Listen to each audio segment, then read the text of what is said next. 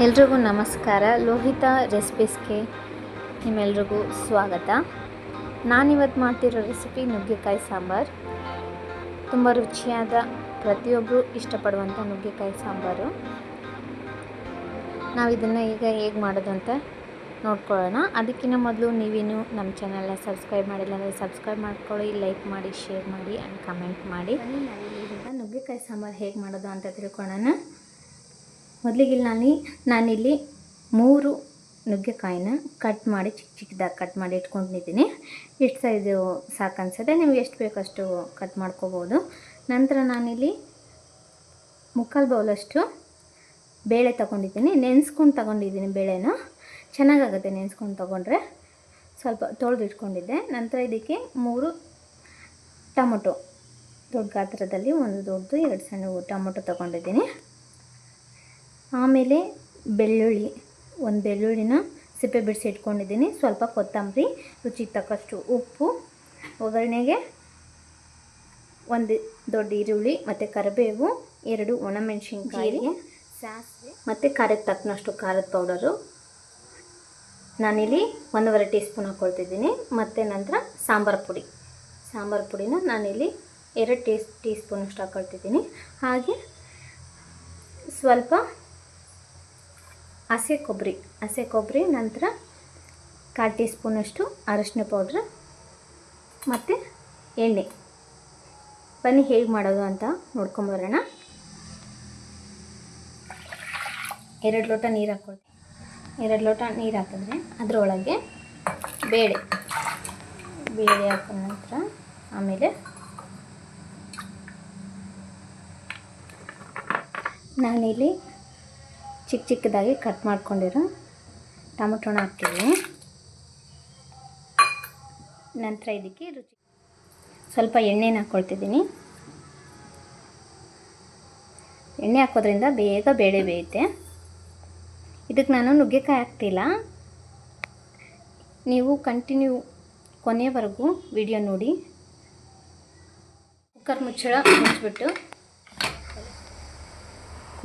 Cooker ಮುಚ್ಚಳ ಮುಚ್ಚಿ high ಫ್ಲೇಮಲ್ಲಿ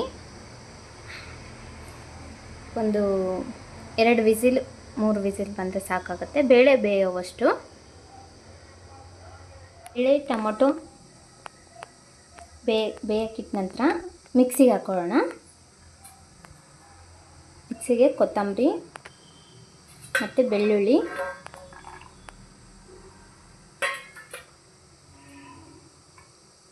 ಮತ್ತು ಇದಕ್ಕೆ ಹಸಿ ಕೊಬ್ಬರಿನ ಹಾಕ್ಕೊಳ್ತಿದ್ದೀನಿ. ಸ್ವಲ್ಪ ಹಸಿ ಕೊಬ್ಬರಿ ಹಾಕ್ಕೊಳ್ರಿ. ನಿಮಗೆ ಕ್ವಾಂಟಿಟಿ ಜಾಸ್ತಿ ಬೇಕಂದರೆ, ತುಂಬ ಗಟ್ಟಿ ಬೇಕಂದರೆ ನೀವು ಕೊಬ್ಬರಿ ಜಾಸ್ತಿ ಹಾಕ್ಕೋಬೋದು. ನಾನಿಲ್ಲಿ ಸಾಂಬಾರನ್ನ ತೆಳುವಾಗಿ ಮಾಡ್ತಿದ್ದೀನಿ. ತುಂಬ ತೆಳುವೂ ಅಲ್ಲ, ತುಂಬ ಗಟ್ಟಿನೂ ಅಲ್ಲ, ಮೀಡಿಯಮ್ ಸೈಜಲ್ಲಿ ಮಾಡ್ತಿದ್ದೀನಿ. ಇದಕ್ಕೇ ನಾವು ಸಾಂಬಾರು ಪೌಡ್ರ್ ಹಾಕ್ಕೊಳ್ಳೋಣ. ಮನೆಯಲ್ಲೇ ಮಾಡಿರೋ ಸಾಂಬಾರು ಪೌಡರ್ ಇದು. 2 ಸ್ಪೂನ್ ಹಾಕ್ಕೊಳ್ತಿದ್ದೀನಿ ನಾನು. ಖಾರಕ್ಕೆ ತಕ್ಕಷ್ಟು ನಾವಿಲ್ಲಿ ಖಾರದ ಪುಡಿ ಹಾಕ್ಕೊಳ್ತಿದ್ದೀನಿ. 1.5 ಟೀ ಸ್ಪೂನಷ್ಟು ಹಾಕ್ಕೊಳ್ತಿದ್ದೀನಿ ನಾನು. ಆಮೇಲೆ 1/4 ಟೀ ಸ್ಪೂನಷ್ಟು ಅರಿಶಿನ ಪುಡಿ. ಇದನ್ನೆಲ್ಲ ಹಾಕ್ಕೊಂಡು ನಾವು ಗ್ರೈಂಡ್ ಮಾಡ್ಕೊಂಬರೋಣ. ಈಗ ಸ್ವಲ್ಪ ನೀರು ಹಾಕ್ಕೊಂಡು ಗ್ರೈಂಡ್ ಮಾಡ್ಕೊಂಬರ್ತೀನಿ. ಈ ರೀತಿಯಾಗಿ ರುಬ್ಕೊಂಬಂದಿದ್ದೀನಿ ನಾನು. ತುಂಬ ಸಣ್ಣಕ್ಕೂ ರುಬ್ಬಾರ್ದು ಮತ್ತು ತುಂಬ ಗಟ್ಟಿಗೆ ರುಬ್ಬಾರ್ದು, ತುಂಬ ತರಿನೂ ಇರಬಾರ್ದು. ಇಷ್ಟಿದ್ರೆ ಸಾಕು. ನಾವು ಈ ಮಿಕ್ಸಿಗೇನೆ ಏನು ಮಸಾಲೆ ಪೌಡರು ಮತ್ತು ಖಾರ ಪುಡಿ, ಅರಿಶಿನ ಪುಡಿ ಏನಕ್ಕೆ ಹಾಕ್ಕೊಳ್ತೀವಿ ಅಂದರೆ ಎಲ್ಲ ಚೆನ್ನಾಗಿ ಮಸಾಲೆಗೆ ಮಿಕ್ಸ್ ಆಗುತ್ತೆ.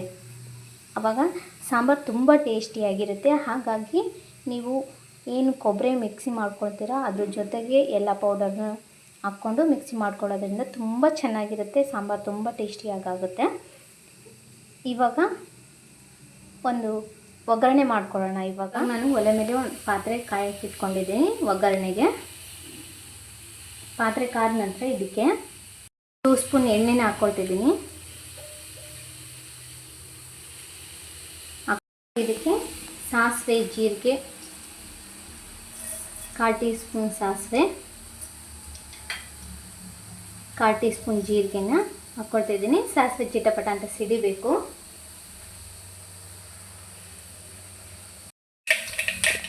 ಇವಾಗ ನಾವು ಒಣಮೆಣಸಿನ್ಕಾಯಿ ಹಾಕೊಳ್ಳೋಣ. ನಾನಿಲ್ಲಿ 2 ಒಣಮೆಣಸಿನ್ಕಾಯಿ ತೊಗೊಂಡಿದ್ದೆ. ಹುರಿನ ಕಡಿಮೆ ಇಟ್ಕೊಳ್ಳಿ.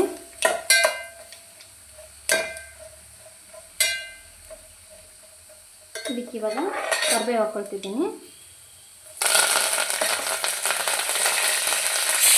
ಮತ್ತು ಈರುಳ್ಳಿ ಹಾಕ್ಕೊಂಡು ಚೆನ್ನಾಗಿ ಫ್ರೈ ಮಾಡಿ, ಗೋಲ್ಡನ್ ಕಲರ್ ಬರೋವರೆಗೂ ಫ್ರೈ ಮಾಡಿ. ಕೆಂಪಗಾಗಬೇಕು ಈರುಳ್ಳಿ ಸ್ವಲ್ಪ. ಇವಾಗ ನಾನು ನುಗ್ಗೆಕಾಯಿ ಹಾಕ್ಕೊಳ್ತಿದ್ದೀನಿ. ನುಗ್ಗೆಕಾಯಿ ಚೆನ್ನಾಗಿ ಎಣ್ಣೆಯಲ್ಲಿ ಫ್ರೈ ಆಗಬೇಕು. ಫ್ರೈ ಮಾಡಿ. ಇವಾಗ ನುಗ್ಗೆಕಾಯಿ ಚೆನ್ನಾಗಿ ಫ್ರೈ ಆಗಿದ್ದಾವೆ. ರುಬ್ಕೊಂಡಿದ್ದೀವಲ್ಲ ಮಸಾಲೆನ ಹಾಕೋಣ.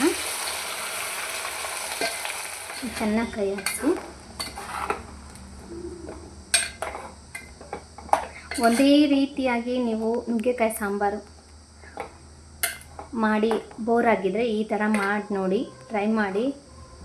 ತುಂಬ ಚೆನ್ನಾಗಿರುತ್ತೆ. ಎಲ್ಲರೂ ತುಂಬ ಇಷ್ಟಪಟ್ಟು ತಿಂತಾರೆ. ಇದ್ರ ಜೊತೆಗೆ ಮುದ್ದೆ ತುಂಬ ಚೆನ್ನಾಗಿರುತ್ತೆ.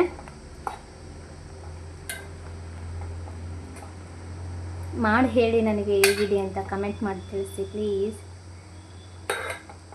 ಏನಾದರೂ ತಪ್ಪಾಗಿದ್ದರೆ ದಯವಿಟ್ಟು ಕ್ಷಮಿಸಿ. ನಾವೇನು ಬೇಳೆ ಕುಟ್ಕೊಂಡಿದ್ವಲ್ಲ, ಇವಾಗ ಬೆಂದಿದೆಯಾ ಇಲ್ಲ ನೋಡ್ತಿದ್ದೀನಿ. ನೋಡಿ, ಇದು ಬೆಂದಿದೆ.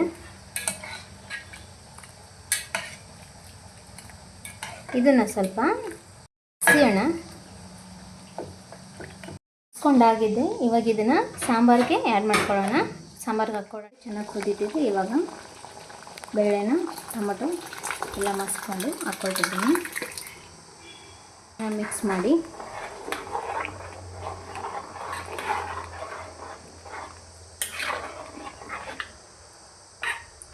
ನಿಮಗೆ ಎಷ್ಟು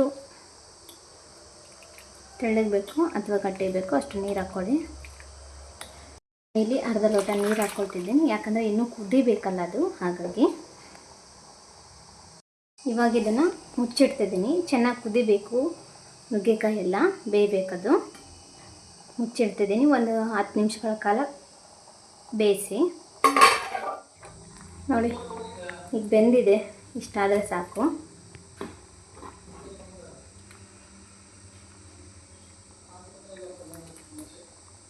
ಇದು ಮುದ್ದೆಗೆ ಮತ್ತು ಅನ್ನಕ್ಕೆ ತುಂಬ ಚೆನ್ನಾಗಿರುತ್ತೆ.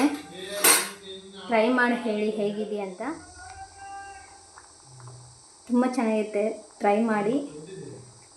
ಇದ್ರ ಜೊತೆ ನಾನು ಮುದ್ದೆ ಮಾಡ್ತಿದ್ದೀನಿ. ಮುದ್ದೆ ಜೊತೆ ಸರ್ವ್ ಮಾಡ್ತೀನಿ. ಹಾಗೆ ಅನ್ನನೂ ಮಾಡಿದ್ದೀನಿ.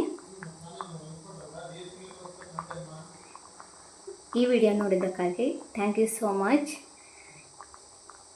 ಹೀಗೆ ಎಲ್ಲ ವಿಡಿಯೋನೂ ನೋಡಿ ಸಪೋರ್ಟ್ ಮಾಡಿ, ಸಬ್ಸ್ಕ್ರೈಬ್ ಮಾಡಿ. ನೆಕ್ಸ್ಟ್ ವಿಡಿಯೋದಲ್ಲಿ ಸಿಗೋಣ. ಬಾಯ್.